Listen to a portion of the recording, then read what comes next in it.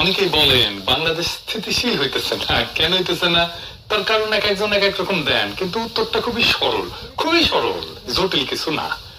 আপনি এই ভূখণ্ডের ইতিহাস পর্যালোচনা করলে দেখবেন ইন্ডিয়া সব ধরনের সংঘাতের জন্য দায়ী বাংলাদেশে। এখন অনেকে কইবেন দাদা আপনি কিছু হইলে ইন্ডিয়ারে ঠেঙে নেন, দরকার থাকুক বা না থাকুক। কথাটা শুনে দেখেন, যে জিনিসটা বাংলাদেশকে অশান্ত কইরা রাখছে, আসলে মূল ব্যাপার, একদম মূল ব্যাপার, সেটা হইতেছে বাংলাদেশকে ইন্ডিয়া কি দেখতে চায় আর বাংলাদেশ কি হয়ে উঠতে চায়। এই দুয়ের দ্বন্দ্ব বাংলাদেশকে অশান্ত করে রাখছে। এইটা যতদিন ফয়সালা না হবে ততদিনই অশান্তি যাবে না। বাংলাদেশে ইন্ডিয়া আসলে কি চায় আর কিভাবে চায়, এই দুইটা প্রশ্নের উপরে নির্ভর করতেছে আপনার বোঝাপড়া বাংলাদেশ কেন অশান্ত থাকতেছে আর কেনই বা খুব সহসা এই অশান্তি থেকে স্থিতিশীল হওয়া